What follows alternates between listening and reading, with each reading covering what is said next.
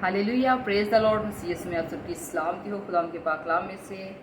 आज हम मुकद्दस मत्ती की मार्फत लिखी गई अंजील उसका 9 बाब और उसकी 27 आयत से लेके 38 आयत तक पढ़ेंगे। और इस चैप्टर में आज हम पढ़ेंगे यीशु 2 अंधों को शिफा देता है, इसके बारे में। फिर हम पढ़ेंगे यीशु एक गूंगे को शिफा देता है। फिर हम पढ़ेंगे यीशु को लोगों पर तरस आता है। हालेलुया।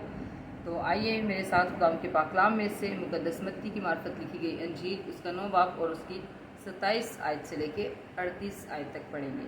खुदाम के पाक कलाम में यूँ लिखा है, जब यीशु वहां से आगे बढ़ा तो 2 अंधे उसके पीछे ये पुकारते हुए चले कि ए इब्ने दाऊद, हम पर रहम कर।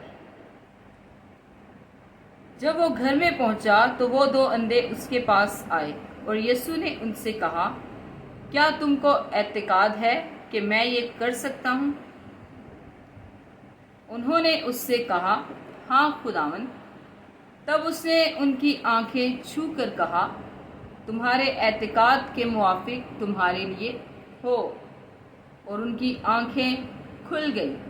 और यीशु ने उनको ताकीद करके कहा, खबरदार कोई इस बात को ना जाने। मगर उन्होंने निकलकर उस तमाम इलाका में उसकी शोहरत फैला दी। आगे हम पढ़ेंगे यीशु एक गूंगे को शिफा देता है। 32 आयत से, जब वो बाहर जा रहे थे तो देखो लोग एक गूंगे को जिसमें बदरू थी उसके पास लाए। और जब वो बदरू निकाल दी गई तो गूंगा बोलने लगा।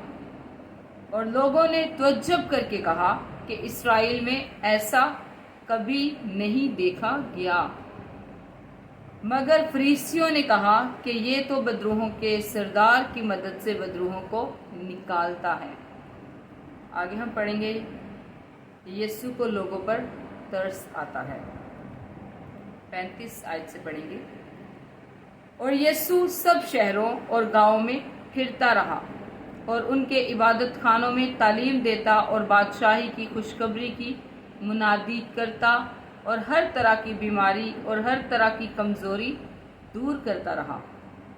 और जब उसने भीड़ को देखा तो उसको लोगों पर तरस आया, क्योंकि वो उन भेड़ों की मानित जिनका चरवाहा ना हो खस्ता हाल और परगंदा थे। तब उसने अपने शागिर्दों से कहा कि फसल तो बहुत है लेकिन मजदूर थोड़े हैं। बस फसल के मालिक की मिन्नत करो कि वो अपनी फसल काटने के लिए मजदूर भेज दे। आमीन। खुदाम का पाक कलाम पढ़े जाने और सुने जाने पर खुदाम की बरकत आप सब पर हो। खुदाम का शुक्र हो। हालेलुया। हमेशा शाद रहें, आबाद रहें और जैसे जैसे खुदावंद आपको तौफीक दे खुदावंद की खिदमत के कामों को करते रहें।